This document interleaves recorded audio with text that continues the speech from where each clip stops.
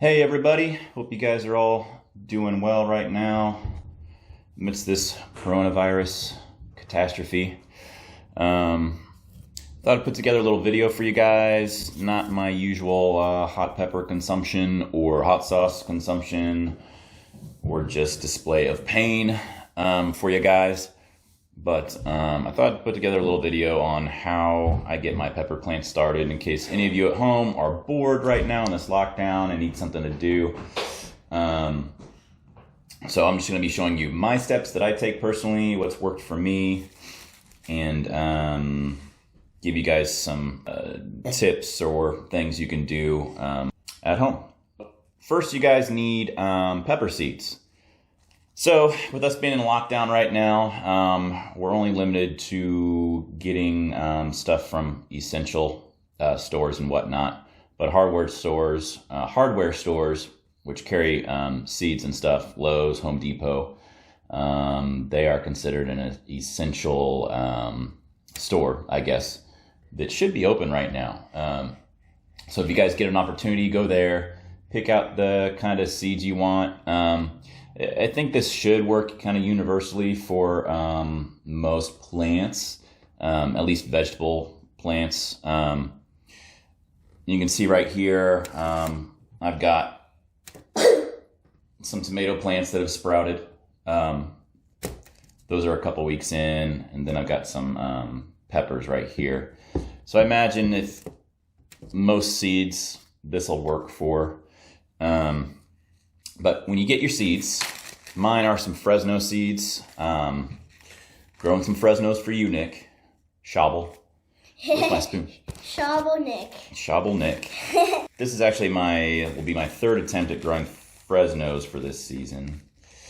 So I'm going to pick out a lot of seeds. So I don't know if you guys can see the seeds there. These are from a Fresno plant I grew last year. And I just saved the seeds. Made sure they were dry and to use again this year. So I'm gonna just put these in a cup. For seed selection, make sure you guys are picking out seeds that aren't brown, that look like they have like a little dead spot in them. Most of these are pretty healthy looking seeds, pretty kind of a creamy yellow in color. But if you see any dark brown spots in them, don't choose those. Those probably aren't going to propagate. And I use a spoon or something to collect the seeds with and put them in the cup, because some of these seeds, even dried out, can still have some of that capsaicin oil on them. So if you're handling the seeds without gloves and then you touch your face, which you're not supposed to be doing right now anyways, so maybe this is a good time to put some capsaicin oil on your face. Keep you from rubbing your eyes. Anyway, that's gonna burn, so don't do that. I think Grayson's gonna turn on the TV right now, so you guys might hear some TV in the background. My apologies. So, got my seeds selected. Make sure you guys label also. Let me grab a marker. I've got Sharpie. I'm gonna label my cup Fresno. Then I'm going to mark the date, which I think today is the 24th. All right, so it's in green. You can't really see it right there. But make sure you guys are marking each cup you're using for each individual plant, so that you guys know what plant or which when you put them in soil. So what I'm going to do now is I have some tea. I went out and bought a box of Lipton black tea, just the tea bags, and what I did was go ahead and I brewed just 1 cup, but you need to cut it down a little bit because it is very acidic, but you still need to dilute the acidity. Some people recommend brewing that tea bag once, dumping out the coffee or drinking it. Dumping out the tea or drinking it, if whatever you choose there. And then brew another cup with the same bag so it's not as strong. I'll usually just brew a cup and then pour a good portion of it in here and then fill the rest up and dilute it with water. That's worked for me. Now the reason for tea is the acidity in here is going to cause, I believe it's called scarification or scarification of the seeds. Also the soaking itself. Basically we're just softening up these seeds so when the plants sprout, they have an easier time coming out of the seed shell. So what I'm going to do is pour some of this tea in here with the seeds. Then I'm going to use my spoon just to kind of tap them a little bit to see if I can get them to sink. As they soak in this tea or water, you can probably do this with just water too, if anything, just to soak and soften up the seeds. The other thing about tea is some people believe or think that it, and they could be right, I have no idea if it's true or not, but putting them in this acidic environment with the tea kind of replicates the acidic environment of like a bird's gut if they were to eat these seeds before pooping them out. So that's another reason some people use the tea. It's worked for me so far. I've also had it work with just water too. So if you guys don't have tea, don't worry too much about it. Don't stress out. You'll probably be able to do this with just water too, but a good soaking is going to be helpful. And you want to soak these for like 8 to 12 hours before you put them in soil.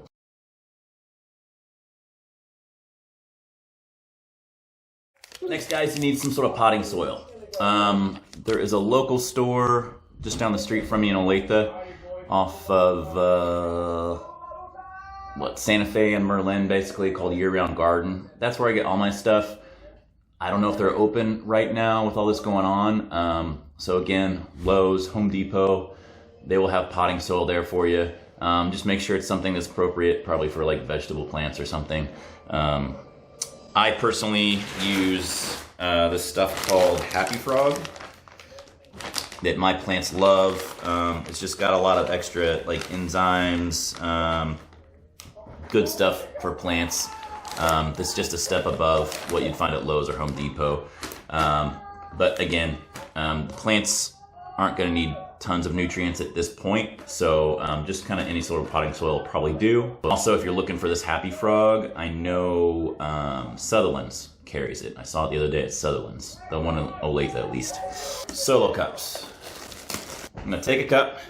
Don't tell Alex I'm doing this in the house. Okay, I'm gonna take that solo cup and fill it with soil. And I need a second solo cup.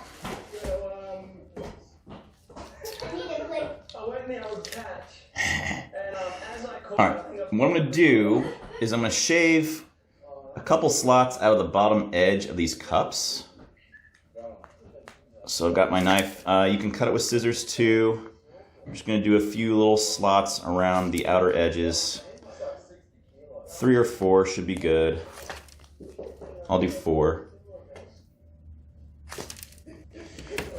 Okay, so that allows drainage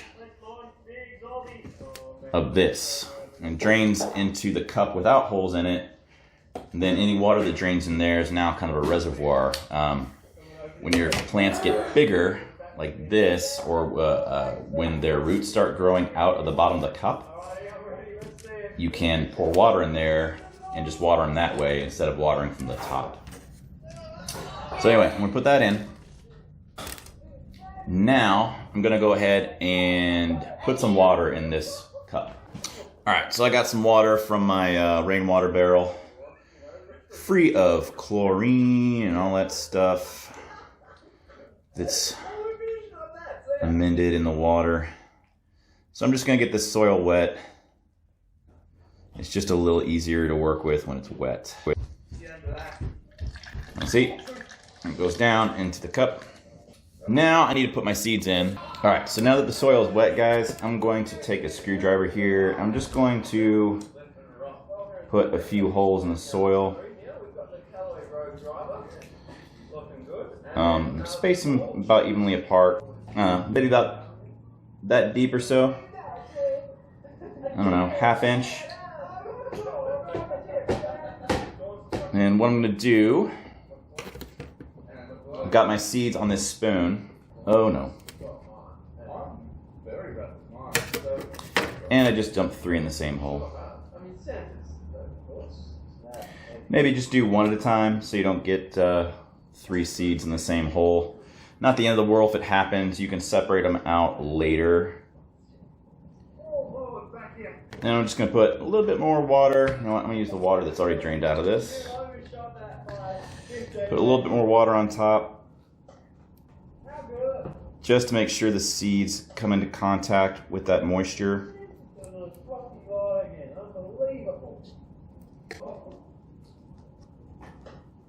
So Fresno 324. Okay, so I got that labeled.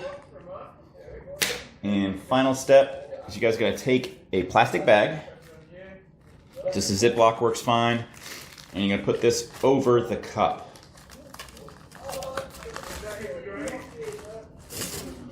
Now the reason for the plastic bag is this is gonna hold humidity inside of this cup and help keep that soil moist, because those seedlings are gonna need moisture to grow. You don't need necessarily any light at this stage, but you do need to put your seeds in a warm area. So somewhere up high. A lot of people put their seedlings on top of the fridge. Can put it in front of a windowsill with light coming in, just somewhere just kind of warm, and that will help the seeds propagate quicker. You're probably looking at anywhere, depending on the plant variety, a week to a couple weeks before they start sprouting. So if you did this right and it's warm enough and moist enough, you should see humidity collecting on the inside of this bag. Okay, so I'm gonna put this on top of my fridge. Other items, if you guys are getting into this, that will help speed up the growth process or the sprouting process, are seedling mats. They're just little flat mats about yay thin that have a heating element in them, and you put your cups on top of those, and those will provide a warmer environment as well. So you can probably get one of those delivered, actually, as long as companies are still delivering stuff. In a week or two, you should have some seedlings. Okay, these I planted on March 10th. So all these were planted on March 10th. The tomatoes sprouted a lot quicker than the pepper plants. These two are the pepper plants. So these are tomatoes, beefsteak tomatoes.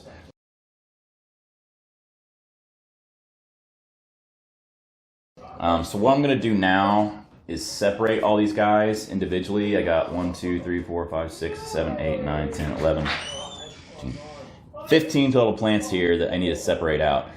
If you don't separate these out now, like these bigger tomato plants, the roots might grow and tangle with each other, and that'll just make it a lot more difficult to separate. So I'm gonna give them each their own solo cup. I'm gonna scoop. Got the soil. I'm gonna do the same process as I did for the seeds. I'm gonna slice my little edges. Then I'm gonna go ahead and wet the soil first.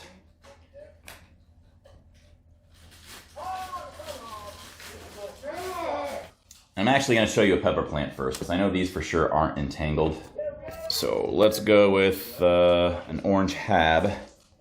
It's my orange habanero. So I'm gonna take my screwdriver and just gently kind of dig down beside the plant stem and kind of lift a little bit. And then holding on to the stem, I'm just gonna start kind of gently pulling and prying at the same time with my screwdriver. And just take your time. Boom. See, we got a nice long root there, nice and healthy. I'm gonna poke a hole, something about as long as the screwdriver, and I wanna plant it pretty much to the start of the leaves. So I'm putting them kind of deep. I'm just gonna drop them in.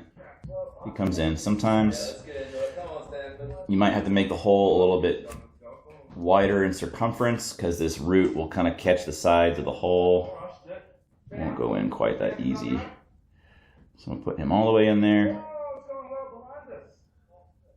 And if you can see there, I pretty much just put the plant in as deep, put it to the top of the, just underneath the leaves. Those are called the cotyledons.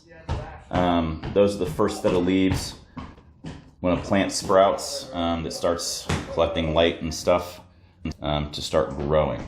So that one's done. I don't need to put a plastic bag or anything over him. When these guys sprout, you can take the bag off and then make sure they get under light. Probably need light for like 12 hours a day. So put them in a nice sunny spot that gets lots of light. So that's it. I'm just gonna leave him here for until probably nighttime temps.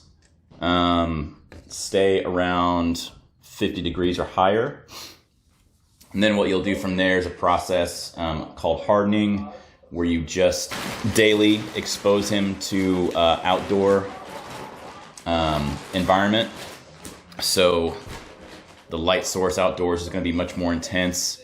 You start leaving them outdoors for maybe 30 minutes or so initially, and then just do that on a daily basis. Okay, let me show you guys a bigger seedling and what that looks like. All right, so look at this bad boy. This guy I planted, it's an ahi crystal variety of plant. Planted him January 25th, so a couple months later, we got this guy.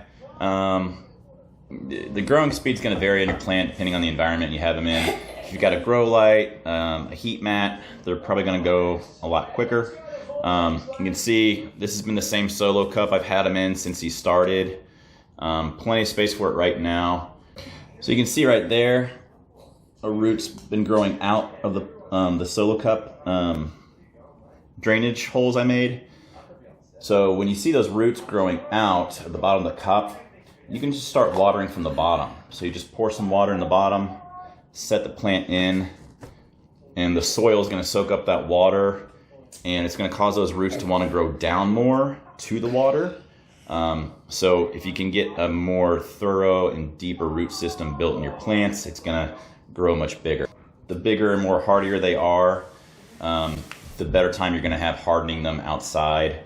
And the reason for you guys want to start these seedlings now, and why I started this guy in January, is they're going to be ready to be just planted in the soil immediately in my garden by the time the warmer weather hits. So when the warmer weather hits, if you start planting then, you're just going to have to wait that much longer to get fruit from the plants. So starting now is a great time while we're indoors and bored, in just little trays, keep them in the light. And then I'll put another video out later on in the season, guys, when I'm ready to transplant these into my garden outdoors. For now, I'm going to go ahead and get the rest of these guys transplanted into their own solo cups. That's going to take a while, so I'm not going to bore you guys with all that. I already showed you the process here with this guy, so he's ready to go. I do need to label him, though. Don't forget to label. Label. Where'd my marker go? Here it is. So this was a orange habanero. And that's it, guys. You'll want to water from the top until those roots start coming down to the bottom of the cup. So if all you got is tap water to use from home, that's fine. If you don't have access to rainwater, it'll still work.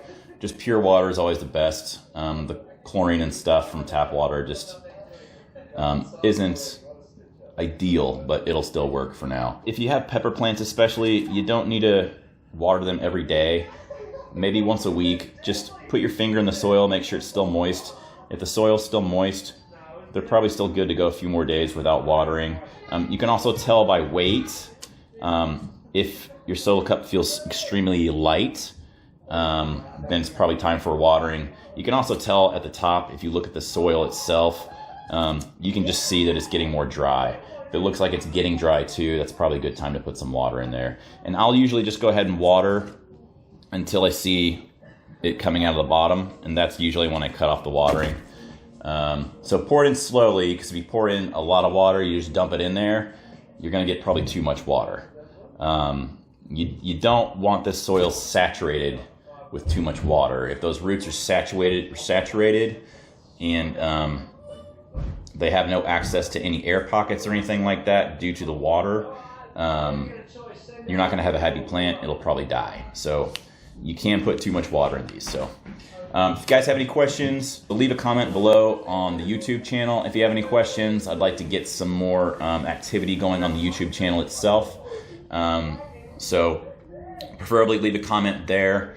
And then if you need something, if you guys know me personally and you need a quick answer to a question, just shoot me a private Facebook message if that's the case. This is just a fun activity you can do with your kids too, guys. If you're trying to keep your kids entertained, you know, teach them a little bit of science, I guess, or biology with growing things. So it's a great opportunity to do it. So visit your local hardware store, get some seeds, or you can probably find them online.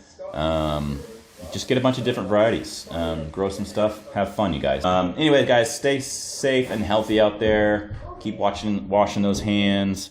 Hopefully we'll be over all this soon, and we can resume our normal daily lives. So I'll see you guys in the next video. Quick thing I forgot I wanted to mention, guys, was use multiple seeds when you are growing your plant, even if it's for one plant. The reason for multiple seeds is because if you only plant one seed, it's going to take a couple weeks before you know whether or not that seed is going to be successful and actually start sprouting. So if you can do like 5 or 6 seeds for each plant variety, you're going to increase your chances of having a successful germination. If you need something to do with those extra sprouts, one, choose the biggest, hardiest looking sprout and throw all the others away. It sounds kind of mean, but you can do that, or you can give the other sprouts away to somebody else, or just keep them and grow them in your garden, and you're going to have more peppers or vegetables, whatever you choose to grow. So don't forget that. Bye, guys.